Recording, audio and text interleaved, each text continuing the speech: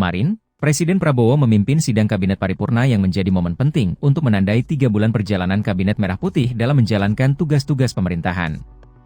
Agenda tersebut digunakan untuk mengevaluasi capaian yang telah diraih dan mengarahkan langkah strategis ke depan. Dalam kesempatan itu, Presiden memberikan penghargaan tinggi kepada seluruh anggota Kabinet atas kekompakan mereka serta dedikasi penuh dalam menjalankan amanah, terutama dalam menghadirkan dampak positif yang nyata bagi masyarakat luas. Ia menyoroti keberhasilan jajaran Kabinet dalam mempertahankan kestabilan selama periode libur Natal dan Tahun Baru, sebuah pencapaian yang mengindikasikan kesiapan pemerintah dalam mengelola tantangan operasional di masa-masa krusial. Selain itu, kebijakan-kebijakan yang dibuat juga dirancang sedemikian rupa agar selalu berpihak pada kebutuhan dan kesejahteraan rakyat. Salah satu pesan utama yang disampaikan oleh Presiden adalah bahwa setiap pejabat negara harus memiliki satu orientasi mendasar dalam melaksanakan tugasnya, yaitu pengabdian tulus kepada bangsa dan negara. Dengan menjunjung semangat pengabdian ini, pemerintah diharapkan mampu menjawab dinamika serta tantangan global yang terus berkembang, sembari menjaga stabilitas nasional dan kedamaian di tengah masyarakat. Presiden juga mengungkapkan optimismenya bahwa, dengan kolaborasi yang solid dan fokus pada kepentingan rakyat, Indonesia dapat terus bergerak maju menuju masa depan yang lebih baik. Tidak hanya itu, ia menegaskan komitmen pemerintahan untuk tidak hanya mempertahankan capaian saat ini tetapi juga meninggalkan warisan berharga bagi generasi mendatang. Dengan energi positif yang terus membara, Presiden menyerukan kepada seluruh elemen pemerintahan dan masyarakat untuk tetap semangat dalam menghadapi tantangan. Ayo terus bergerak maju bersama demi Indonesia yang lebih kuat dan sejahtera.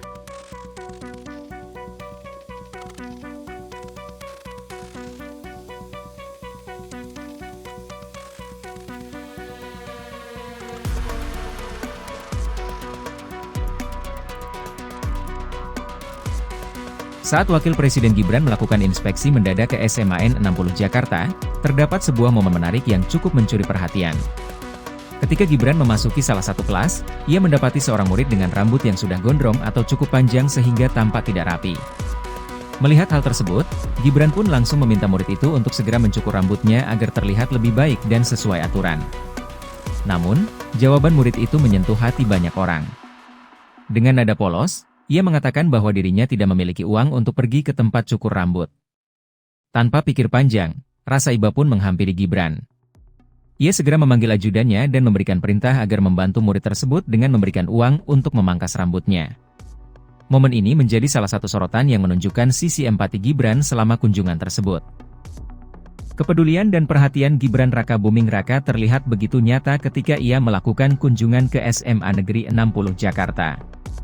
Dalam kunjungan tersebut, terdapat momen yang membuktikan jiwa sosialnya.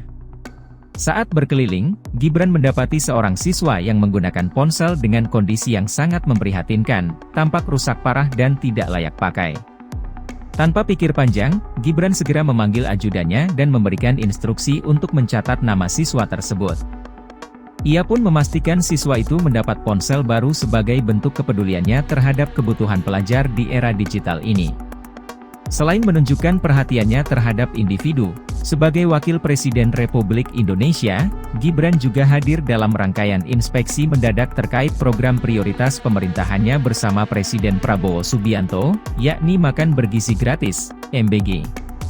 Program ini bertujuan untuk meningkatkan pemenuhan gizi masyarakat, khususnya generasi penerus bangsa, demi mendukung kualitas pendidikan yang lebih baik. Menurut keterangan resmi dari Biro Pers, Media, dan Informasi Sekretariat Wakil Presiden, BPMI Setwapres, Gibran secara mendadak menyambangi SMA Negeri 60 Jakarta pada Senin, 20 Januari 2025. Kunjungan ini berlokasi di Jalan Kemang Timur 1 Nomor 6, Bangka, Mampang Perapatan, Jakarta Selatan. Waktu kedatangannya bertepatan dengan jam makan siang para siswa. Didampingi oleh Kepala Sekolah SMA Negeri 60 Jakarta, Dwi Priyo Eko Santoso, Gibran muncul mengenakan setelan jas hitam yang mencerminkan keseriusannya dalam menjalankan tugas negara. Di acara tersebut, Gibran turut membagikan makanan kepada para siswa sebagai bagian dari program MBG. Menu yang disajikan hari ini terdiri dari nasi dengan lauk ikan filet, sayur kacang panjang yang sehat, serta buah semangka yang segar sebagai pencuci mulut.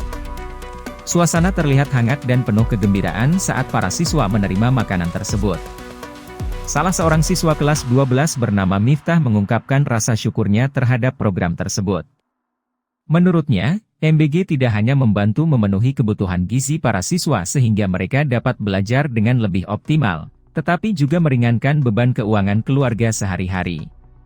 Ia bahkan berharap program ini terus berjalan agar manfaatnya semakin terasa oleh semua pelajar. Miftah menuturkan bahwa uang yang berhasil dihematnya dari program ini bisa ia tabung untuk persiapan kuliah. Gibran juga menyampaikan harapannya agar program MBG dapat segera diterapkan secara merata di seluruh wilayah Indonesia. Ia menegaskan bahwa keberlanjutan program ini penting agar manfaatnya dapat dirasakan oleh semua lapisan masyarakat tanpa terkecuali. Sementara itu, Presiden Prabowo Subianto turut memberikan pernyataan terkait perkembangan pelaksanaan MBG. Dalam sebuah pidato di Sumedang, Jawa Barat, pada hari yang sama, Prabowo menyampaikan permohonan maaf kepada orang tua dan siswa yang belum mendapat manfaat dari program tersebut.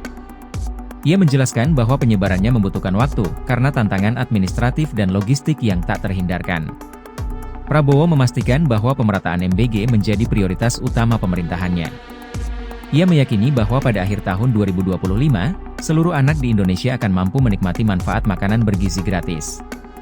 Namun, ia juga mengingatkan bahwa realisasi program sebesar ini memerlukan pengawasan ketat dan tata kelola anggaran yang cermat agar dana yang dialokasikan tidak disalahgunakan atau hilang dalam prosesnya.